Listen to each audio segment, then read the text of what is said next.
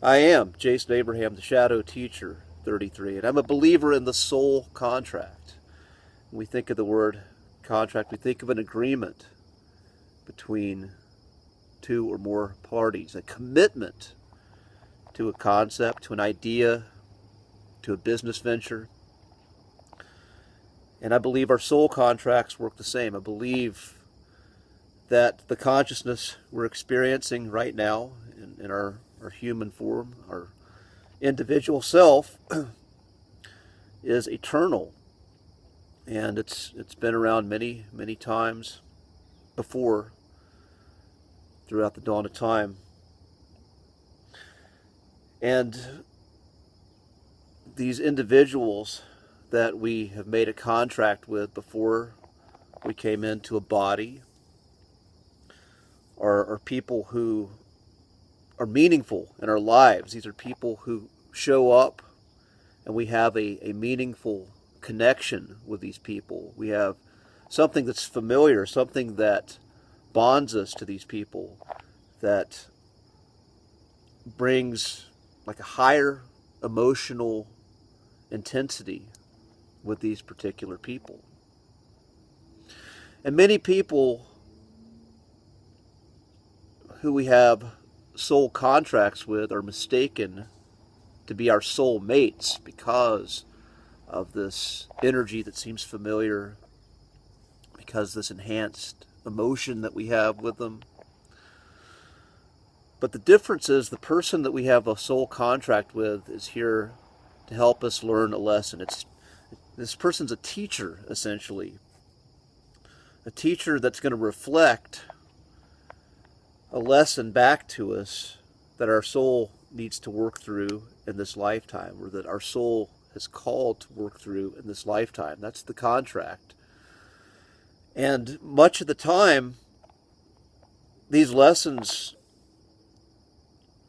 are presented to us in circumstances that bring about suffering for us. Much of the time, the people who we have soul contracts with are the people who trigger us the most, the people who break our hearts in the most painful fashion. And my good friend Yvonne, who works with the healing modality of color puncture, she says that we're going to keep repeating these same relationship patterns until we learn it. And these individuals that we have soul contracts with are going to keep showing up until we fulfilled that contract, and then we can move on and then have a different kind of relationship.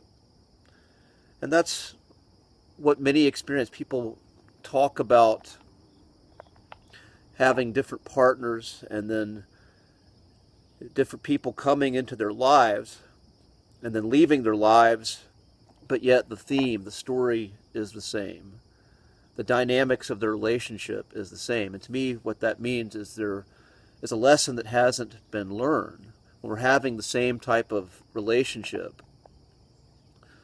and that relationship is always feeling familiar in how it ends, a familiar story of suffering, a familiar state of being with us, we haven't learned the lesson. And so, again, those that we have the soul contract with are going to keep showing up, and we're also a mirror for them, for their soul contract.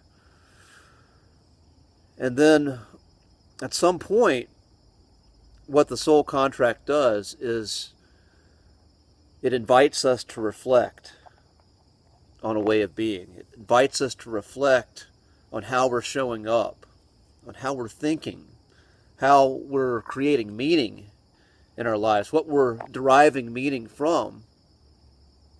And it invites us to change. It invites us to look at our values, look at our guiding posts, looking at our traumas, looking at these armorings that we have, this way that we've armored ourselves from feeling painful emotions such as grief, such as shame, such as guilt.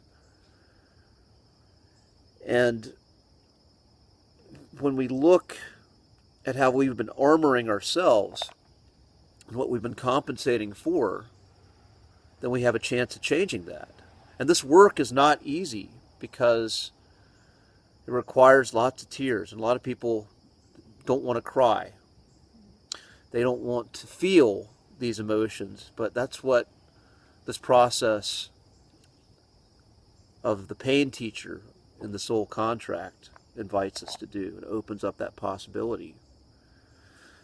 And then when we heal these traumas, and we look at this way of being that we've been, and we've been orienting to the world too, and we decide we're done with it, and we do consistent work on ourselves, we consistently evaluate how we're thinking, how we're feeling, and start to shift the programs within us, then we start to show up in a new way of being. And when our relationships start to reflect something different, when our relationships start to reflect wholeness and love and acceptance, then we know that this particular piece of a soul contract has been fulfilled, because we're not seeing that same kind of person reflected back to us in our relationships. We're not having the same dysfunction. We're not having the same story. We're effectively writing a new story because we've done the work.